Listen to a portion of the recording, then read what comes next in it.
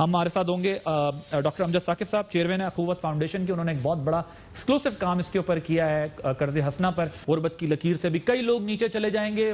1.5 minus growth اگر ہوگی تو کتنی ان ایمپلائمنٹ ہوگی، اور یہ پوری دنیا میں ہونا ہے، پاکستان میں نہیں ہونا. کیسے اس سے نمٹ سکتے ہیں؟ حکومتوں کے اقدامات اپنی جگہ، سیلف سفیشینٹ کس طرح ہوں، کس طرح نوجوان جو ہے وہ چیزوں کو بہتر کر سکیں، اس کے لیے ایک فارمولا جو ہے ڈاکٹر امجد ثاقب صاحب دے چکے ہیں. 2001 میں لوگوں کے اسی اکیلے پن کو ختم کرنے کے لیے، ان کی مدد کرنے کے لیے اب تک ایک بڑا ایکسکلوسیو کام کر چکے ہیں. وقت تھوڑا سا کام ہے تو میں چاہتا ہوں کہ ڈاکٹر صاحب آپ کے پاس ڈائریکٹ آؤں اور آپ سے اس پر بات کروں کہ یہ جو آپ کا جو اوور آل اسٹرکچر ہے، پروجیکٹ ہے، اس کے بارے میں اگر آپ بریف تھوڑا سا بتائیں. اور پھر یہ کہ ان حالات میں جب اب کرائسس آئے گا معاشی طور پر تو کس طریقے سے آپ لوگوں کی مدد کر سکتے ہیں، اور خود لوگ جو ہے وہ کیسے ان حالات کا سامنا کر سکیں گے جو معاشی طور پر مشکلات آئیں گی. جی بسم اللہ الرحمن الرحیم. عادل، تھینک یو ویری مچ ہمیں اس آپ کے اپنے اس پروگرام میں دعوت دینے کا. دیکھیں، نچلی سطح پر میں میکرو اکنامکس کی بات نہیں کر رہا، مائکرو اکنامکس کی بات کر رہا ہوں. نچلی سطح پر اگر ہم نے غربت کا مقابلہ کرنا ہے نا، تو 2 بڑے آسان سے طریقے ہیں. اور وہ ایک طریقہ یہ ہے کہ لوگوں کو اسکل دے دی جائے، ہنر دے دیا جائے، تاکہ وہ اس ہنر کی وجہ سے اپنی کوئی کام کریں اور غربت سے نکلیں. دوسرا طریقہ یہ ہے کہ ان کو کچھ سرمایہ دے دیا جائے، جسے فائنینشیل انکلوژن کہتے ہیں، تاکہ اس رقم کی مدد سے وہ کوئی کاروبار کر سکیں. اب یہ دونوں کام اگر ہم کریں گے تبھی سیلف امپلائمنٹ کی طرف جائیں گے. اب جس طرح آپ نے فرمایا کہ جو اکنامک کرائسس ہے اس کے نتیجے میں بے روزگاری ہوگی، حکومت تو نوکریاں اتنی دے نہیں سکتی، پرائیویٹ سیکٹر میں انویسٹمنٹ نہیں ہو رہی، تو معیشت کا جو پہیہ ہے وہ آگے نہیں گھوم رہا. تو اس حالات میں ہمیں لوگوں کو سیلف امپلائمنٹ کی طرف لے کے جانا ہوگا. اور بے پناہ سکوپ ہے، لائف سٹاک میں سکوپ ہے، ایگریکلچر میں سکوپ ہے، اسمال سطح کی مینوفیکچرنگ میں سکوپ ہے، سروس انڈسٹریز میں سکوپ ہے. تو ہمیں یہ دونوں چیزوں کے اوپر بیک وقت کام کرنا چاہیے. ہمارا فوکس جو ہے وہ فائنینشیل انکلوژن پر ہے. ہم سمجھتے ہیں کہ لوگوں کے پاس بہت سا فن ہے، ان کے پاس پوٹینشل ہے، اور اس پوٹینشل کا اظہار چاہتے ہیں. اب اس اظہار کے لیے انٹرپرینوریل ایبلٹی تو ہے، صرف سرمایہ نہیں ہے. تو سرمایہ کیسے ملے گا؟ اب ایک جو غریب ہے اس کے پاس کولیٹرل نہیں ہے، اور اگر کولیٹرل ہے بھی تو اس کو اتنی زیادہ کاسٹ آف کیپٹل اور کاسٹ آف سروسز دینا پڑتی ہے کہ جو کچھ بھی وہ کمائے گا وہ اسی کی نظر ہو جائے گا. تو اس مشکل کو سامنے رکھتے ہوئے ہم نے کہا کہ قرض حسن کا بھی تو ایک تصور تھا ہماری جو روایت کی راکھ میں کہیں بکھرا ہوا، کہ لوگ ایک دوسرے کی مدد 10 20 50 ہزار پیسے کرتے تھے اور اتنی ہی رقم واپس لیتے تھے. تو ہم نے کہا کہ اس قرض حسن کے تصور کو انسٹیٹیوشنلائز کریں، ایک بہت بڑا قرض حسن فنڈ بنائیں جس میں لوگ پیسے جمع کروائیں، مخیر حضرات بھی کروائیں، حکومت بھی اس میں شامل ہو، اور پھر ایک کسٹوڈین ہو جس کو مائکرو فائنانس کی ایکسپرٹیز حاصل ہو، جس کو جدید رجحانات سے آشنا ہو کوئی ایک ایسا ادارہ. اور پھر وہ مستحق لوگوں کو، یعنی ایسے لوگوں کو جو اکنامیکلی ایکٹیو ہیں، جن کے اندر پوٹینشل ہے، جن کو مارکیٹ کی خبر ہے، جن کے پاس ذہانت ہے اور ہنر ہے، ان کو وہ سرمایہ دے دے. اور یہ ڈاکٹر صاحب آپ کیا سمجھتے ہیں کہ یہ نمبر ہمارے ہاں موجود ہے، اسپیشلی میں دیہی علاقوں کی اگر بات کروں یا شہروں کے اندر بھی جہاں لٹریسی گراف ہمارا اتنا کم ہے، تو ایسا ٹیلنٹ ہمارے پاس موجود ہے کہ جن کو آپ انٹرپرینور وہ بن سکیں؟ موجود ہے. اوکے، اور یہ بتائیے کہ جو آپ یہ جو کاروبار کے نام پہ قرض لیتے ہیں یہ کہاں خرچ کرتے ہیں، کیسے خرچ کرتے ہیں، اس کا چیک اینڈ بیلنس کیا ہوتا ہے، یہ کس طرح کرتے ہیں آپ؟ میں عرض کر دیکھیں، پہلی بات تو یہ ہے کہ آپ کا یہ سوال کہ کیا ایسے لوگ موجود ہیں. دیکھیں، بنگلہ دیش میں 25 ملین ایسے لوگوں کو قرضہ دیا جا چکا ہے، جبکہ پاکستان میں ان کی تعداد صرف 7 ملین ہے. یعنی دیر از ٹریمنڈس گیپ کہ یہ مارکیٹ موجود ہے، لوگ موجود ہیں، ہم صرف قرضہ ان کو دے نہیں پا رہے. نمبر 1. دوسرا آپ کے سوال کا جواب یہ ہے کہ دیکھیں، مینوفیکچرنگ، سروسز، ایگریکلچر اور لائف سٹاک، ان تمام شعبہ جات میں وہ آدمی جن کے پاس وسائل نہیں ہیں اور وہ ان شعبوں میں کھپت جن کی ہو سکتی ہے، ان کو اگر یہ قرضہ دیا جائے تو یہ کام اپنا جو ہے وہ اس میں اپنا کردار ادا کر سکتے ہیں. پھر تیسری بات یہ ہے کہ یہ لوگ یقین کیجئے کہ ان کے پاس ایک جیسے کہتے ہیں نا کہ بہرے بے کراں ہے صلاحیتوں کا، they know how to do business, تو اس کی بھی کوئی کمی نہیں ہے.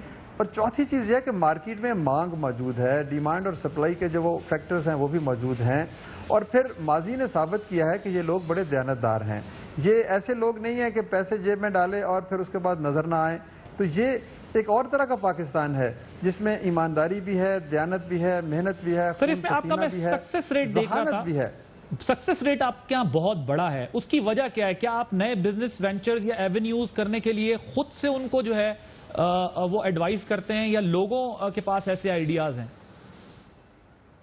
جی عادل، میں آپ کو بتاؤں کہ ہم نے 150 سے زیادہ ایسے بزنسز ڈاکومنٹ کیے ہوئے ہیں جو 20, 30, 40, 50 ہزار اور لاکھ روپے تک کی انویسٹمنٹ سے شروع ہو سکتے ہیں. ہمارے پاس ان کی فیزیبلٹیز موجود ہیں، ہمارے پاس ان کی تمام تر معلومات، ان کی مارکیٹنگ، اس کی فائنینشیل مینجمنٹ.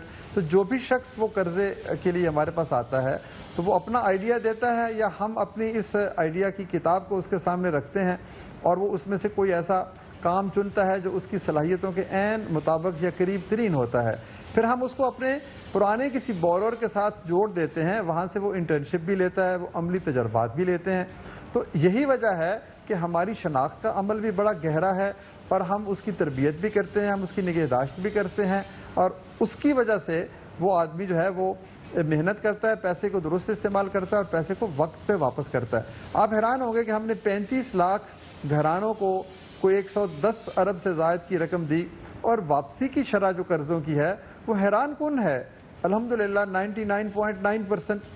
اب یہ پیسہ جو واپس آ رہا ہے یہ اس بات کی انڈیکیشن ہے کہ معاشرے میں، ہماری اکانومی میں ایسے کاروباروں کی ضرورت ہے. ڈاکٹر صاحب لیکن مجھے یہ بتائیے گا، میں اس کے حق میں ہوں کہ اگر کوئی پینڈیمک ہو، کوئی ارتھ کوئک ہو، کوئی کرائسس ہو، کوئی ڈیزاسٹر ہو تو گورنمنٹس کو فائنینشیل ایڈ دینی چاہیے لوگوں کو، جس طرح ابھی مل بھی رہی ہے احساس پروگرام کے تحت، اس سے پہلے بے نظیر انکم سپورٹ پروگرام، یہ سارا. لیکن کیا ہم یہ جو پیسہ ہے ہمارا جو ہم رکھتے ہیں، فنڈز ایلوکیٹ کرنے پڑتے ہیں، کیا اس قسم کے فنڈز ایلوکیٹ کر کے ہم اپنے نوجوانوں کو، جن سیکٹرز کا آپ نے ایگریکلچر کا اور دوسرے سیکٹرز کا حوالہ دیا، وقت کا میں ذرا اس کی تفصیل سے ڈیٹیل میں نہیں جانا چاہتا، وہ پیسہ ہم بیٹر یوٹیلائز کر سکتے ہیں بجائے اس کے کہ ہم صرف ان کو کھانے پینے اور راشن کے لیے دے دیتے ہیں؟ جی ہاں بالکل. دیکھیں، ایک طبقہ ہے معاشرے کا، ایک سیگمنٹ آف سوسائٹی ایسا ہے جو ڈسیبلڈ ہے، جو بیوائیں ہیں، جو یتیم ہیں، جو بوڑھے ہیں، جو کام نہیں کر سکتے. ان کو تو آپ ضرور دیجئے، زکوٰۃ دیجئے، گرانٹ دیجئے، احساس کے ذریعے سے امداد دیجئے.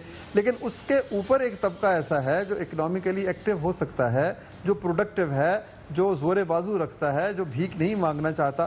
ان کو زبردستی اگر آپ کھانا کھلانا شروع کر دیں گے اور گرانٹ دینا شروع کر دیں گے تو وہ بھی اسی صف میں شامل ہو جائیں گے. ہمیں ان کو پروڈکٹیو رہنے دینا ہے. ہم ان کو کیوں نہیں قرض حسن دیتے کہ تمام تر جو اس سے جو آمدنی وہ حاصل کرے گا وہ اس کی اپنی جھولی میں جائے گی. میں ذرا کوئکلی ایک اور سوال ایڈیشنل آپ سے پوچھ رہا ہوں کیونکہ یہ وقت کی وجہ سے میں چاہتا ہوں زیادہ سوالات پوچھے جا سکیں. یہ گورنمنٹس کا پیسہ لوگ کھا جاتے ہیں، کس طرح انشور کرایا جائے گا؟ اگر آپ کہتے ہیں آپ کا سکسس ریٹ بہت اچھا ہے لیکن حکومتوں کی طرف سے جب دیا جاتا ہے تو کوئی بینکس کا ڈیفالٹ کر جاتا ہے، گورنمنٹس کیسے انشور کر سکتی ہیں اس سارے پروسیس کو کہ ان کا پیسہ نہ کھایا جائے؟ دیکھیں، گورنمنٹ کا میں عرض کرتا ہوں کہ گورنمنٹ کو خود یہ پیسہ نہیں دے سکتی. Government should enter into a partnership with those organizations جو یہ کام کرنے کی صلاحیت اور تجربہ رکھتی ہیں. ہمارے پاس بھی مختلف حکومتوں کی طرف سے پنجاب حکومت نے ہمیں 12 ارب روپے کی رقم فراہم کی ہے یہ چھوٹے قرضے دینے کے لیے. پچھلے 8-10 سال سے ہم یہ کام کر رہے ہیں، ابھی بھی اسی شدت سے اور اسی کمٹمنٹ سے کر رہے ہیں. تو ان تمام عرصے کے دوران وہ جو رقم ہے 12 ارب کی، اس کو ہم نے ریوالو کر کے 70 ارب سے زائد کے قرضے دیے اور اس کی شرح واپسی بھی 99.9% ہے. تو جو حکومت کا کام ہے فیسیلیٹیٹر کا، حکومت کا کام ہے انیبلر کا، حکومت کا کام ہے ریسورسز پرووائڈ کرنے کا. اس کے بعد حکومت کو پارٹنرشپ کرنی چاہیے فائنینشیل انسٹیٹیوشن سے، بینک سے، مائکرو فائنانس انسٹیٹیوشن سے. تو اس کے کچھ رولز ہیں، کچھ سسٹمز ہیں، کچھ ڈسپلن ہیں، تبھی یہ کام ہوگا. گورنمنٹ ہر کام تو نہیں کر سکتی. تو جہاں پر وہ ایڈوانٹیج، جو کمپیریٹو ایڈوانٹیج کسی ادارے کے پاس ہے تو اس کے ساتھ مل کے کام کرنا چاہیے. تو ہمارا جو پروگرام ہے دنیا میں پبلک پرائیویٹ پارٹنرشپ کی ایک سب سے بہترین مثال ہے. Running out of time sir, last question, running out of time, sorry. کیا پاکستان میں ریاست مدینہ کا جو ایک کانسیپٹ ہے، جو خواب ہے، وہ واقعی پورا ہو سکتا ہے ایز وی سپیک، جس وقت ہم اس وقت بات کر رہے ہیں؟ کچھ اس پر کام ہو رہا ہے؟ جی کیوں نہیں ہو سکتا. یہ خواب جو ہے ہم نے اس کی عملی تعبیر اپنے سامنے طلوع ہوتے ہوئے دیکھی ہے. آپ دیکھیں چند ہزار روپوں نے قرض حسن کا کام شروع کیا اور یہ آج 115 ارب روپوں پہ جا پہنچا. ایک بیوہ عورت سے ہم نے مواخات کا رشتہ قائم کیا، آج یہ رشتہ 35 لاکھ گھرانوں تک پہنچ گیا. اس کے لیے کچھ دیوانگی، کچھ ضد، کچھ جنون، کچھ پاگل پن چاہیے اور اس کے لیے ساتھ ساتھ امانت، دیانت اور صداقت بھی چاہیے. تو یہ کام ہو سکتا ہے ٹھیک سر. اور یہ ذرا نم ہو تو یہ مٹی بڑی زرخیز ہے تاکہ صرف یہ کہ ایک لانگ ٹرم کمٹمنٹ کی ضرورت ہے. تھینک یو سو مچ. امجد ثاقب صاحب چیئرمین اخوت فاؤنڈیشن ہمارے ساتھ موجود تھے. نوجوان کس طریقے سے اپنے معاملات کو مستقبل میں کرائسس میں بہتر کر سکتے ہیں اس پر ہم بات کر رہے تھے.